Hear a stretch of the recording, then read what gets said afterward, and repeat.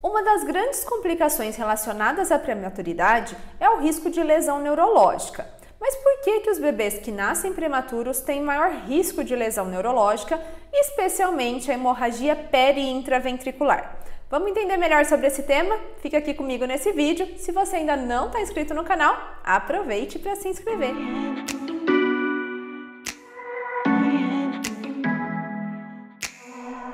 Eu sou Letícia Campos, sou fisioterapeuta com atuação em UTI neonatal e nesse vídeo eu quero conversar um pouquinho com você a respeito da fisiopatologia da hemorragia peri-intraventricular.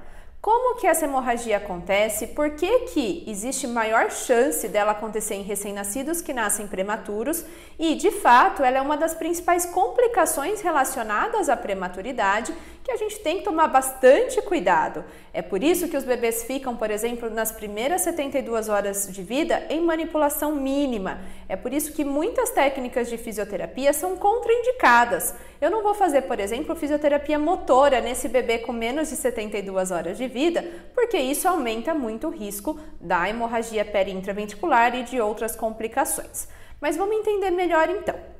Bom, a prematuridade está relacionada a uma série de alterações do desenvolvimento neuropsicomotor, alterações do sistema nervoso, pelo simples fato desse bebê nascer prematuro. Então, se a gente relembrar um pouquinho das fases de desenvolvimento do sistema nervoso, depois da neurulação, nós temos aí a formação dos principais órgãos que compõem o sistema nervoso, mas até o final da gestação, esses órgãos eles vão se desenvolver, eles precisam de etapas importantes para o desenvolvimento e após o nascimento também. Se a gente pegar o recém-nascido, ele tem pouquíssimas habilidades, né? E com o tempo, é claro que essas habilidades elas vão se desenvolvendo. Se a gente pegar ao longo do primeiro ano de vida de uma criança típica, olha o tanto de coisa que essa criança aprendeu. Ela aprendeu a rolar, a sentar, a engatinhar e muitas vezes ela está até andando antes de completar um ano de vida. Tudo isso acontece por conta de diferentes etapas do desenvolvimento do sistema nervoso que não se finaliza durante a gestação, mas continua após o nascimento. A gente vai ter mielinização, formação de novas sinapses e assim por diante. Mas o bebê que nasce prematuro, muitas vezes ele nem terminou o desenvolvimento que ele deveria ter terminado intraútero e ele nasce numa condição, ele precisa finalizar esse desenvolvimento diante de condições nada favoráveis. Pensa aqui comigo, o útero ele é favorável para o desenvolvimento. Lá o bebê ele está envolvido por líquido, pelo líquido amniótico, então ele não precisa nem agir contra a gravidade, né? E isso favorece o desenvolvimento do sistema nervoso, músculo esquelético e assim por diante. Lá ele está num ambiente sem ruído, sem luminosidade, ele não está sendo manipulado. Tudo isso favorece o desenvolvimento do sistema nervoso. Agora, quando ele nasce prematuro, ele vai ter que terminar etapas importantes que era para ter sendo finalizada ainda dentro do útero da mãe, em um ambiente que não é nada favorável. É o contrário do que ele tinha lá intraútero. Ele vai estar num ambiente com luminosidade praticamente 24 horas por dia. A gente tem muito horário do soninho, mas ainda assim não é suficiente, não é aquilo que ele tinha, a experiência que ele estava vivenciando intraútero. Ele vai estar num ambiente cheio de ruído, ele vai ser manipulado, ter dor, ter estresse diversas vezes ao dia. Nós já temos estudos mostrando que recém-nascidos em UTI neonatal podem ser manipulados mais de 100 vezes em 24 horas. É muita coisa, né? Esse bebê é muito manipulado. Tudo isso prejudica o seu desenvolvimento justamente por ser muito diferente daquilo que ele tinha intraútero. Só que além de tudo isso, além de ele ter alterações do desenvolvimento pelo próprio ambiente, por não estar num ambiente adequado para o seu desenvolvimento, que é a UTI neonatal, ele tem também risco de lesões neurológicas. E aqui, principalmente, a gente vai falar sobre hemorragia peri-intraventricular. Essa hemorragia peri-intraventricular, ela é mais comum, apesar de poder acontecer em outras regiões, mas ela é mais comum na região da matriz germinativa e por isso que ela vai ser comum então em recém-nascidos prematuros. Entender melhor. Essa matriz germinativa é uma região muito importante durante o desenvolvimento intrauterino que vai servir de origem de muitas células do sistema nervoso e migração. Então, essa região da matriz germinativa, ela fica próxima aos ventrículos laterais, próxima aos núcleos da base, e ali muitas das células vão ser formadas e a partir dali vão migrar para regiões em que precisam migrar para formar o sistema nervoso. Essa região da matriz germinativa, então, ela tem esse papel importante no processo de migração neuronal, principalmente até 34 semanas de idade gestacional. Então, a partir disso, a matriz germinativa ela começa a evoluir até que no nascimento, que acontece a termo, já não existe mais matriz germinativa presente, porque o bebê já não estava mais precisando dela, ela sofreu involução, o bebê nasceu a termo, não tem mais matriz germinativa presente. Beleza?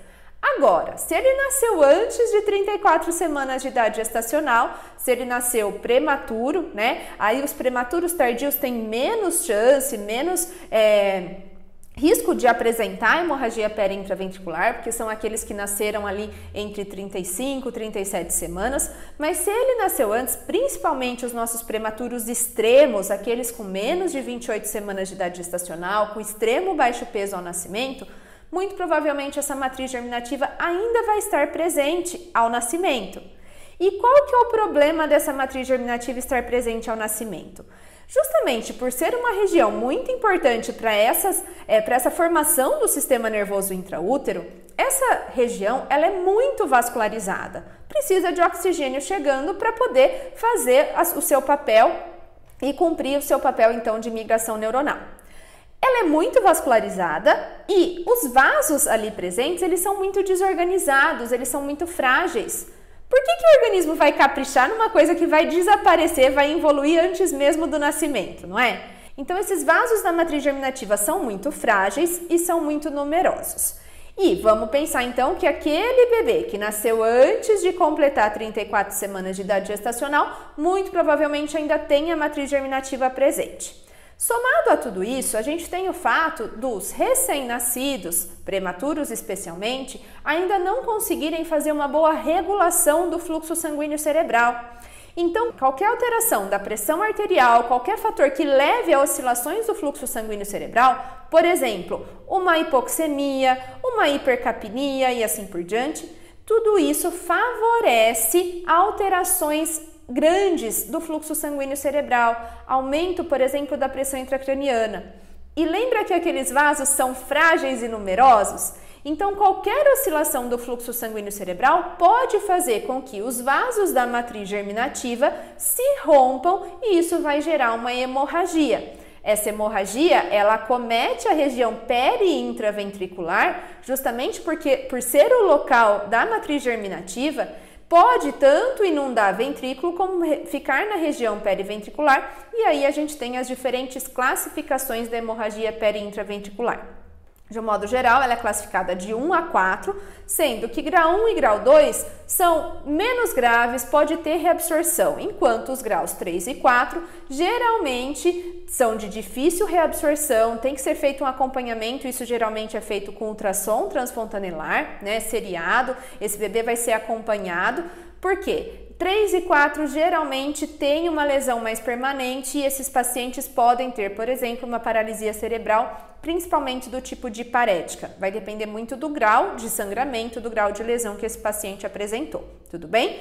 Outras complicações estão associadas à hemorragia, pode ter, por exemplo, hidrocefalia associada, enfim, várias complicações estão associadas à hemorragia peri-intraventricular, mas o que eu quero que você entenda aqui principalmente é que a hemorragia peri-intraventricular é uma complicação muito comum em recém-nascidos que nascem prematuros, justamente por atingir a região da matriz germinativa, que é uma região muito vascularizada, porém de vasos muito frágeis, que está presente no bebê que nasceu prematuro. Já não era mais para estar presente, era para ela ter sofrido uma involução, mas por conta da prematuridade, matriz germinativa está presente e qualquer oscilação de fluxo sanguíneo cerebral pode levar ao sangramento, à ruptura desses vasos, sangramento dessa região.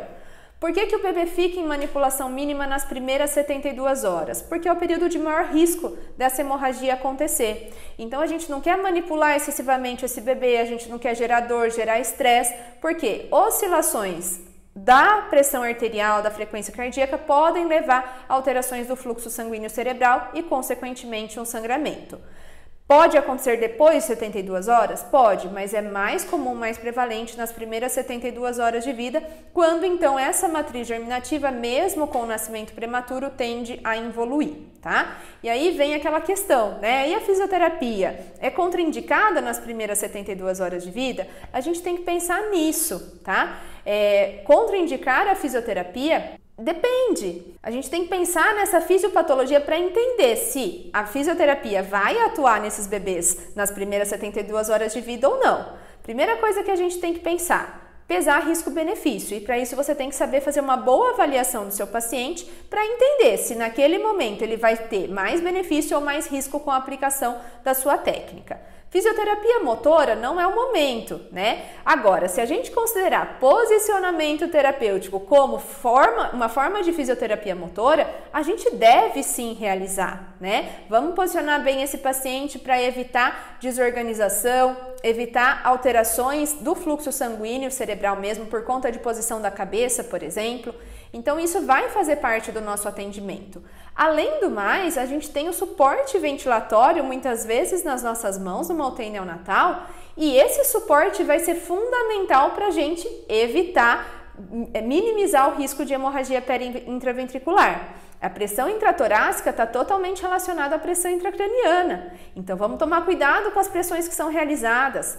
Lembra que eu falei que hipoxemia também faz alterar fluxo sanguíneo cerebral? Então a gente tem que cuidar muito bem dessas trocas gasosas para evitar oscilações de fluxo sanguíneo, evitar oscilações muito rápidas de FO2, de parâmetros que podem fazer oscilar fluxo sanguíneo cerebral e assim por diante. Então, quando a gente pensa na atuação da fisioterapia nessas primeiras 72 horas, se é contraindicada ou não, a gente tem que pensar que o nosso papel vai muito além da aplicação de uma técnica de fato.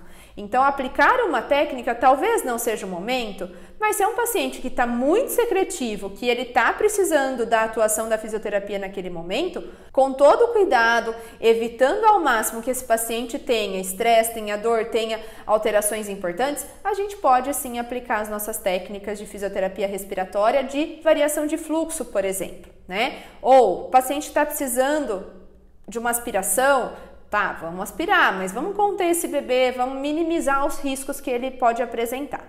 Tudo isso, então, faz parte do nosso papel.